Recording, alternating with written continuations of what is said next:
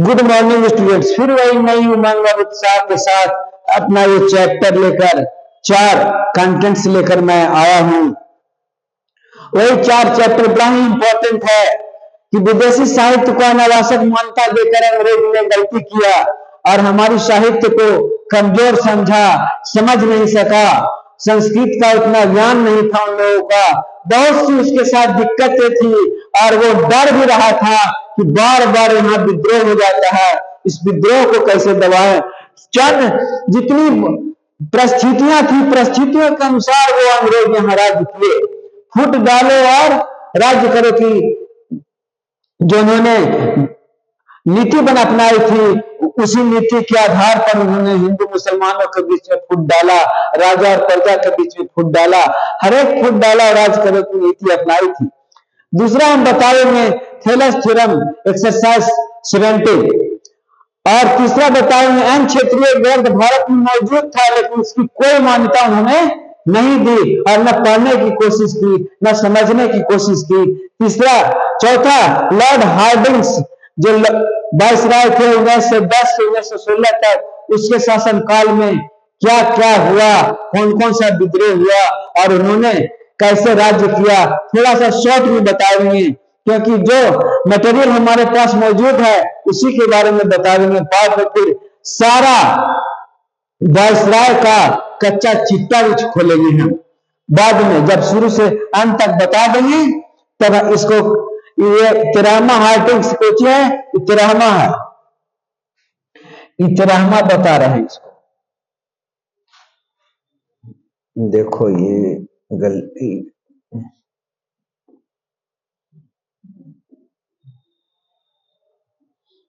13वां है, 13वां Lord Hardinge है। तो हम अपना चलते हैं विदेशी साहित्य को अनावश्यक मान्यता दिया।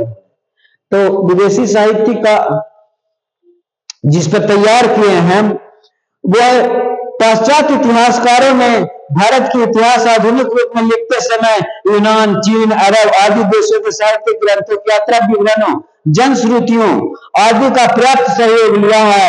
इसमें से यहाँ यूनान देश के साहित्य आदि पर ही विचार किया जा रहा है। सर विलियम जोन्स ने भारतीय इतिहास लेखन की प्रेरणा देते समय जिन 3 मानदंडों का निर्धारण किया था वे मुख्यतः यूनानी साहित्य पर आधारित थे। यूनान के समय पर अनेक विद्वान भारत आते रहे हैं और उन्होंने भारत के संदर्भ में अपने ग्रंथ में बहुत कुछ लिखा है, किंतु भारत के इतिहास को लिखते समय शाब्दिक सहयोग मेगास्थनीज के ग्रंथ से लिया गया है। चंद्रगुप्त मौर्य के दरबार में आए मेगास्थनीज ने भारत और अपने राज्य के अपने समय के भारतीय समाज के बारे में अपने संस्मरण इंडिका नामक ग्रंथ में लिखे थे, किंतु उसके 2 या 3 शताब्दी के बाद ही हुए यूनानी लेखक जैसे स्ट्रेबो और एरियन को न तो इंडिका और न ही भारत के संदर्भ में किन्यन प्राचीन लेखकों द्वारा लिखित पुस्तकों का सुलभ हो सकी थी। उन्हें यदि कुछ मिला था तो वह विभिन्न लेखकों द्वारा लिखित वृत्तांत में उनके उद्धरण मात्र थे जो उन्हें भी पूर्व पुस्तकों से बचे हुए अंश से ही सुलभ हो सके थे। विभिन्न यूनानी लेखकों को पुस्तकों को वर्तमान में सुलभ विवरणों में ऐसे कुछ विषय उद्धरणों का आधुनिक रूप में लिखते समय विभिन्न विद्वान द्वारा प्रयोग लाया गया है, किंतु यूनानी विवरण चाहे भौगोलिक हो या जीव जंतुओं के या तत्कालीन निवासियों के, कुछ विशेष जातियों के हो या कुछ विशिष्ट व्यक्तियों, स्थानों आदि जैसे सिकंदर, सेंडोकोटस, पाटलिपुत्र आदि के देवरों के यूनानी द्वारा लड़े गए युद्धों का वर्णन हो या अन्य, उन्हें पढ़कर ऐसा नहीं लगता उसमें सत्यता है और वे गंभीरता पूर्वक लिखे गए हैं। सभी वर्णन अविश्वसनीय लगते हैं, किंतु आश्चर्य तो इस बात का है कि जिन विद्वानों को भारतीय पुराणों के वर्णन अविश्वसनीय लगे उन्हें वे वर्णन प्रमाणिक कैसे लगे, अतः उनकी निष्पक्षता विचारणीय है। यूनानी ग्रंथों के कतिपय उल्लेखनीय विवरण मैककिंडले के अंग्रेजी पुस्तक के हिंदी अनुवाद में मेगास्थनीज का भारत विवरण अनुवाद बाबू अवध बिहारी शरण के आधार पर इस प्रकार है। और फिर इसके जो है उसके बारे में हम अगले एपिसोड में बताएंगे, अपने अगले अथी में बताएंगे कि उन्होंने अंग्रेज ने विदेशी वृत्तांतों में, जबकि यहाँ बहुत से लोग बाहर जाते थे, उनका कोई नहीं, लेकिन वहां से जो आए वो जो लिखे उसी पर ज्यादा विश्वास कर लिए और हमारा पुराण और महाभारत और गीता इस पर कुछ नहीं ध्यान दिया। तो अब अगला हम चलते हैं थेलस थ्योरम का exercise 17 ABCD is a trapezium with AB समानांतर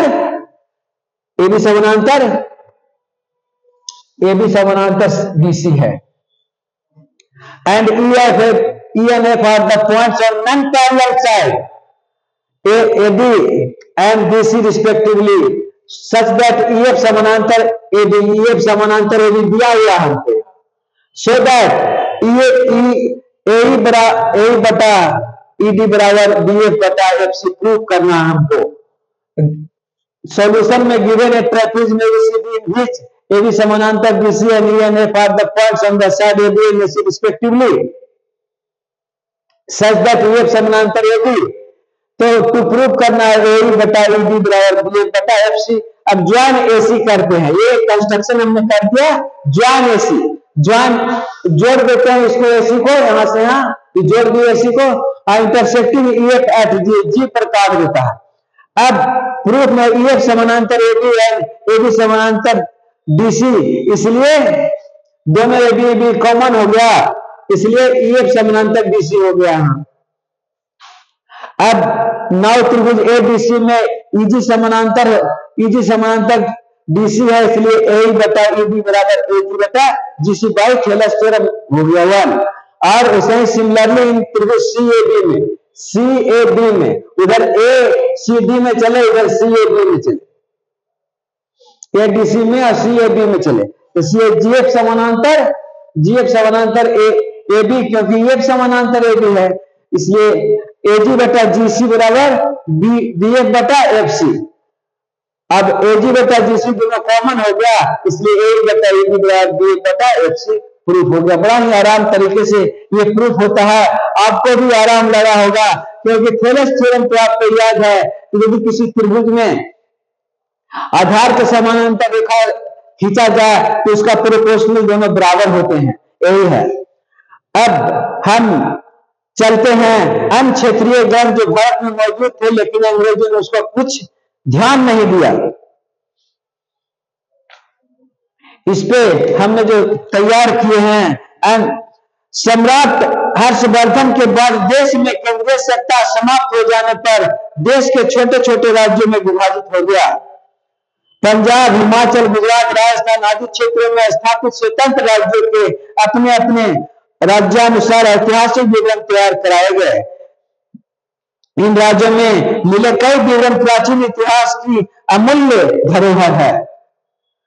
पंजाब और हिमाचल राज्यों में मिली राजवंशावलियों में कई प्राचीन ऐतिहासिक तथ्य मिलते हैं। इसी प्रकार के गुजरात के राजवंश के संबंध में भी कई ऐतिहासिक ग्रंथ सुलभ हो चुके हैं। राजस्थान में विभिन्न राजवंशों के संदर्भ में वहां के ही राजकीय संग्रहालय में अनेक रचनाएं विद्यमान है, जिनके संदर्भ में कर्नल टॉड ने अपने ग्रंथ राजस्थान में संकेत दिए हैं। इतना सामग्री होते हुए भी भारत में ऐतिहासिक सामग्री के अभाव की बात करनी कहां तक न्याय संगत है, यह विचारणीय विषय है।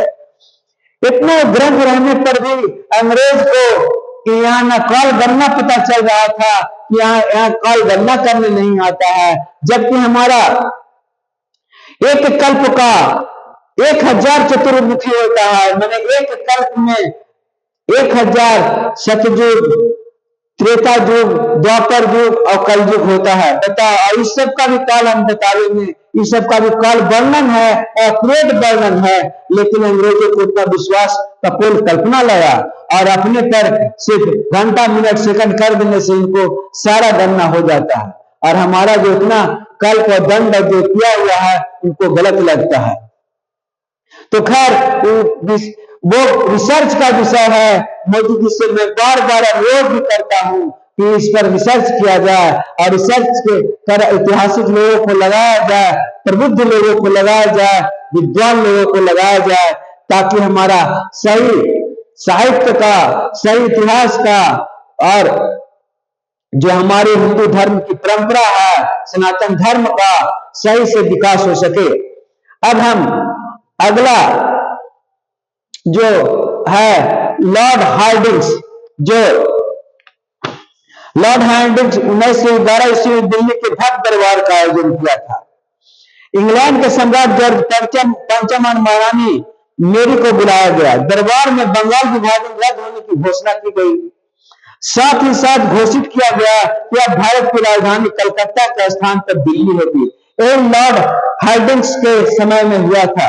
कलकत्ता से दिल्ली बंगाल भाषाओं क्षेत्र की एक प्रांत बना दिया गया और एक अन्य घोषणा से बिहार उड़ीसा के नाम से एक अलग नवीन प्रांत बनाया गया।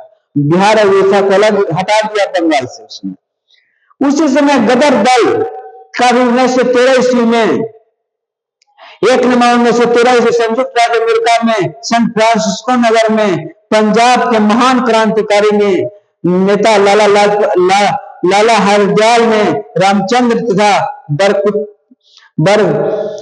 बरकतुल्ला के सहयोग से गदर दल का गठन किया। अन्य देशों में भी इसकी शाखाएं खोली गई। रास बिहारी बोस, राजा महेंद्र प्रताप, अब्दुल रहमान तथा कामा आदि इस दल के प्रमुख सदस्य थे। प्रथम विश्व युद्ध आरंभ होने पर लाला हरदयाल जर्मनी चले गए। यहाँ बर्लिन में उन्होंने भारतीय स्वतंत्रता समिति का गठन किया। अंतरराष्ट्रीय घटना उस समय 1912 से 13 में बाल्कन युद्ध के कारण यूरोप में टर्की की शक्ति कमजोर पड़ गई। टर्की एक मुस्लिम देश होने के कारण भारतीय मुसलमान के शुभचिंतक नहीं, ब्रिटेन के इस्लाम के शत्रु के रूप में प्रकट होने के कारण स्वाभाविक रूप से शत्रु हो गए। लखनऊ पैक्ट उसी समय हुआ 1916 में। मौलाना अबुल कलाम आजाद, मौलाना मोहम्मद अली, शौकत अली आदि अनेक ऐसे मुस्लिम लीग नेता हुए जो सांप्रदायिक नीति के विरुद्ध थे। बाल्कन युद्ध के पश्चात लीग को अंग्रेजों से रुष्ट थी। अतः 1913 अधिवेशन में मुस्लिम लीग ने अपने लखनऊ अधिवेशन में स्वराज प्राप्त करने का प्रस्ताव पारित किया।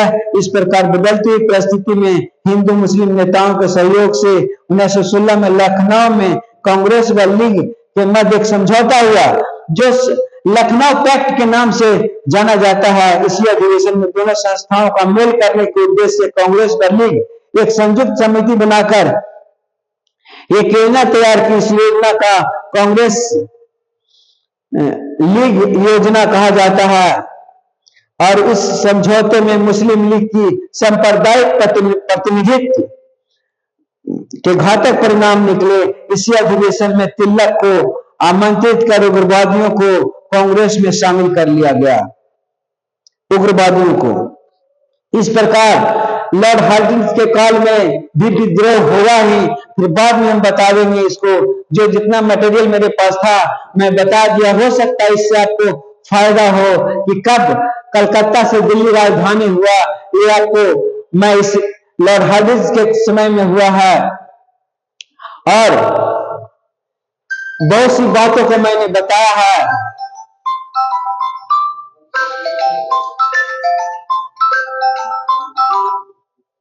अब मैं अपना, चूंकि बार बार मुझे फोन आ रहा है, इस फोन को काटने का समय आ गया है, इसलिए आज मैं इतना ही और अगले एपिसोड में बताऊंगा। जय हिंद, जय भारत। और थोड़ा सा इसको हम आपको बताते हैं कि इसमें कैसे YouTube चलाते हैं, ये आपको चलाने के लिए बता देते हैं कि कैसे चलाते हैं।